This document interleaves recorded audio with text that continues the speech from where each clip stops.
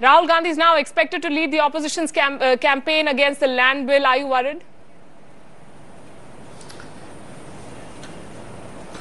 See, who the Congress chooses for its leadership is an internal matter. I don't think anybody else has a right to speak in terms of a political party. However, we can be very analytical about the leadership of Mr. Rahul Gandhi itself. Now, two things I just want to remind you. When he was made the General Secretary, the kind of hullabulla which was created and the kind of expectations which were supposedly to be fulfilled are well known to everybody. Then you had Jaipur, where he was again elevated to Vice President and then said, look, now you shall see miracles.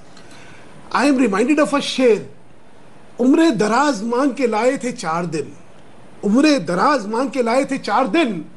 Do arzu mein kat gaye, do intezar mein. मुझे लग रहा है the entire Congress is waiting for those golden moments to arrive under his leadership. Anyway, that's again what they say. My only contention about leadership is he has a very dismal record in terms of his responsibility as an elected representative or otherwise. Attendance in Parliament, poor. Participation in Parliament, completely negligible. Poor. Leadership. You see, for leadership, they say you should have fire in your belly and a dream in your eye. Somebody who specializes in guest appearances and then moves on to making it a no appearance. If that is what leadership is all about, I'm sorry. I don't think that is what is a very inspirational icon which can be presented before people. As far as BJP is concerned, he's our best mascot. I mean, the more you show Rahul ji, the more I think benefit we can draw out of it. So we have really no reasons to be worried. So when you say if he's going to lead, good luck. Please do. We shall welcome it.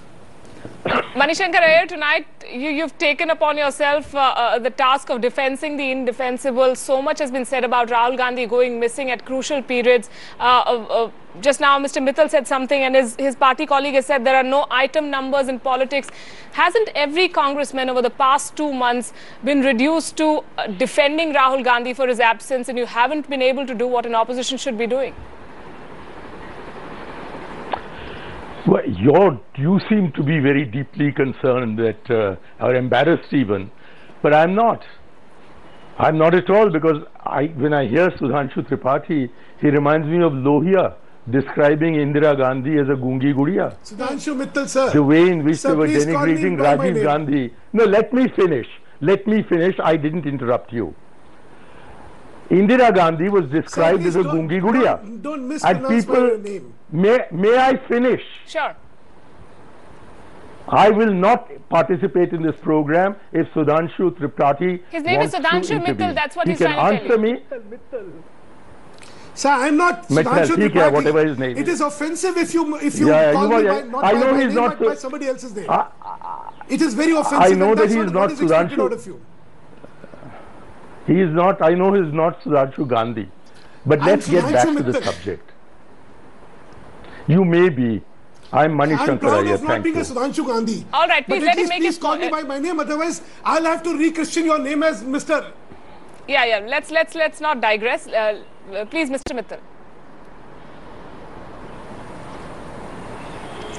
Mr. Mani Iyengar had talked about the 3 leaders and how they were looked down upon. Be it Indira ji, be it Rajiv Gandhi, and be it Sonia ji. This would have happened in the first 2 years of their political existence, not after 11 years of having been into active politics and active leadership. So if after 11 years of active political leadership, there are question marks which are put on your capabilities, then certainly something is wrong. I don't think in Indian politics you put question mark on people who have delivered in the last 11 years of their existence. But that apart, that's not important. The culture of psychopathy is what should be worrying to everybody. A case where the deliverables have been completely zero, in fact negative, where the commitment has been non-existent, and where the desire for participatory politics has completely been vanished. If that is the leadership, which has to be eulogized because of the dynastic politics, then so be it. How does it matter to us? But to me, in Indian democracy, I think there are very pertinent questions which require more introspection than the introspection or the chintan which has gone with Mr. Gandhi. Mr. Iyer, I'm sure you would agree that politics is the game of perception, and perception-wise, the Congress party seems to be losing every time Rahul Gandhi takes upon himself to lead the party into something. His record has been dismal, to put it mildly. Hasn't he embarrassed himself in the party, and how many chances the Congress party prepared to give him before he arrives, as you say? Politics is not only a matter of perception, it's also a matter of having a correct historical memory. Mrs. Indira Gandhi had been the president of the Congress in 1959, a good 7 years before she became the Prime Minister of India, and had been involved in politics for decades before that. And yet, when she became the Prime Minister, for several years after she became Prime Minister, the predecessors of Mr. Mittal, Tripathi, Gandhi, whatever this Sudhanshu's name is, he thinks I'm Iyengar, I'm not. He has completely forgotten that Indira Gandhi was being denigrated after she had been in politics for much more than a decade. And therefore, I also want to ask you to recognize, the anchor, to recognize that 99.9% of the Congress is delighted that Rahul is back. Okay. And we are waiting for the leadership to decide among themselves how we will move forward. And if this is what Sudhanshu, whatever his name is, calls sycophancy, so be it. I'm sick of the sycophancy that I see in the BJP vis-a-vis this Modi character. Akar Patel, what is Rahul Gandhi's bigger challenge, the dissent within or the challenges outside the party? Before he went on this sabbatical, he met with a very wide range of congressmen. I was among those whom he consulted. We had a 3-hour session, and he listened with the greatest of interest to what not only I, but the other 7 people in that particular session had to say. He continued to have these sessions with a very large number of people over a period of about 2 or 3 months.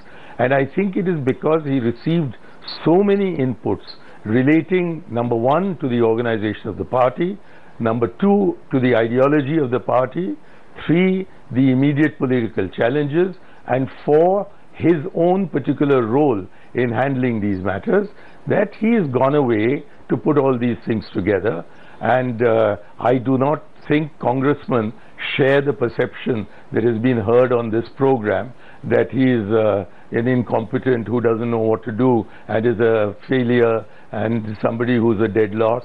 I don't think anyone in the Congress shares these views, and certainly if we look at alternatives to Rahul Gandhi and Sonia Gandhi to lead the party, I think we've come long ago to the conclusion that these two, this family, constitutes the bonding adhesive of our party. It is the one that is responsible for having kept not only the party, there are very senior leaders of your party, sir, who are openly saying that they do not trust the leadership abilities of Rahul Gandhi.